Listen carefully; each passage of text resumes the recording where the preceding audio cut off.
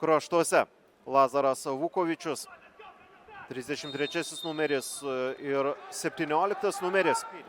Ir Artiomas Baftalovskis šalia, įžaidžiamas kamuolys, būtent Novikovas jam. Ir parideno kamuolį, čia proga. Ir Tomas Švedkauskas reaguoja ir veiksmas čia dar tęsiasi.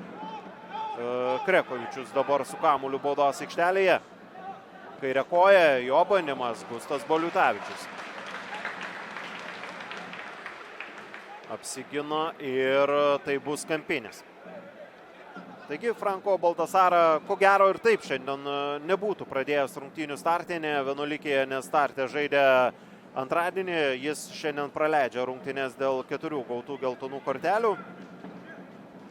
Nėra registruotas Marko Konotaras ir Jukijoši Karašima. Jis nebuvo pasiruošęs 100% žaisti ir Prištinoje. Ten, kaip žinia, buvo klausimų ir dėl Vykinto Slivkos, bet jis galiausiai žaidė ir pelnė dublį. Čia Fioličius prie kamulio.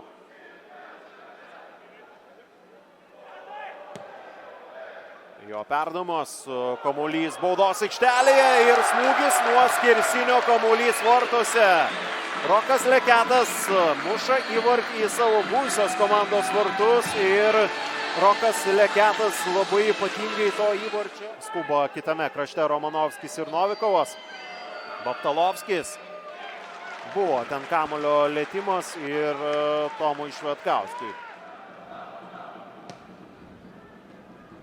Jo perdamos ir pirmiausia kamuolį lietė Burdzilauskas.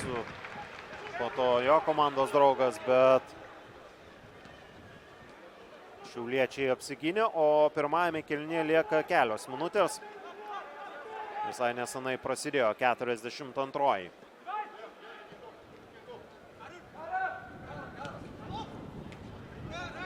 Žebrauskas klysta, atlikdamas perdamą atgal. Haris Kadričius kamuolį perima. Tiesa, pasižiūrėsime, kuom baigsis ši situacija. Gali ta klaida dar kainuoti labai brangiai šiauliams, bet tai nebuvo ta situacija, kai atsikirto visi šiauliečiai. Buvo likusių žaidėjų gynyboje ir dabar vis tik ta klaida kainuoja. Haris Kadričius muša įvartį galvą ir atsidaro savo įvarčių sąskaitą Kauno komandoje. Tai yra įvartis ir Kauno ekipa priekyje 2-0 ir dabar galime sugrįžti atgal į tą Karolio Žebrausko klaidą atliekant perdamą. Po standarto kamuolys nukeliavo iki Roko Leketo ir jis smūgiu pirmiausia, bet Kauno Žalgiris pratęsė ataką ir po Noso Dokuloro perdamo galvo kamuolį į vartus pasiuntė Haris Kadričius. Davys Ikaunekas, dabar jo smūgis, jis turėjo progą, darė rezultatui esant 0-0. Dovydas Lastauskas perduoda nurodymus savo komandai, Baftalovskio perdamas ir smūgis galvo, čia šiauliai turėjo progą. Ar jis galės žaisti tose europinėse kovose, ar jis bus registruotas. Čia Baftalovskio smūgis šalia vartų. 3 keitimai jau išnaudoti, galbūt ir visas 90 minučių sužais Burdzilauskas. Haris Kadričius turėjo progą, Sirgedas. Ir kamuolys vartose neatsidūrė, bet Haris Kadričius turėjo unikalią galimybę pakankamai tvarkingai rungtynes į 3 labai svarbius taškus. Dabar perdamos Oregašis prie kamulio, Motiejus Burba rodo, kad ir jam galbūt galima pasiųsti tą kamulį, bet Orega vėl renkasi pats užbaigti situaciją. Bet tų erdvių, taip, išbėgant į atakas, Kauno Žalgiris pastaruoju metu randa.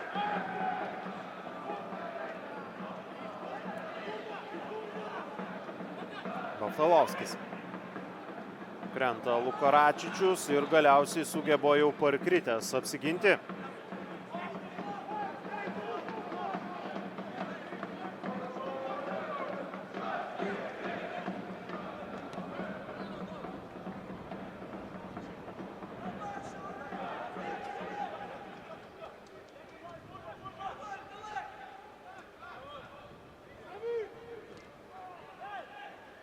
Želko Sopičius jau 4 keitimus padarė.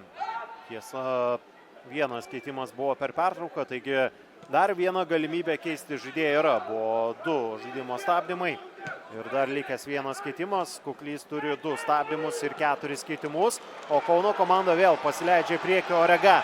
Dar vienas bandymas. Ką nuveiks šį kartą prancūzas? Ir Fabianas Orega guldo kamuolį vartų tinkle ir tai yra rezultatas 3-0. Atrodė, jog Šiauliai kažkiek artėja prie savo įvarčio, bet pastaroji atkarpa, kai į laisvos erdvės pabėgdavo Orega ar tai kitas Kauno žalgirietis, sufleravo, jog ir Kauno žalgiris yra arti 3 įvarčio ir tas 3 įvartis pelnyti daugiau tų įvarčių, dar ir laiko yra. Čia vėlgi kokia situacija, Gratas Irgedas ir prasideda visiškas Šiaulių komandos triuškinimas. Mantas Kuklys nusivylęs, o šis įvartis kažkiek verčia sugrįžti ir tas pirmasis tarpusavio rungtynes, kai Kauno žalgiris baudė Šiaulius ir triuškino juos 5-0 ir ten krito labai jau pigus įvarčiai. Čia Gratas Irgedas pasižymė savo 30.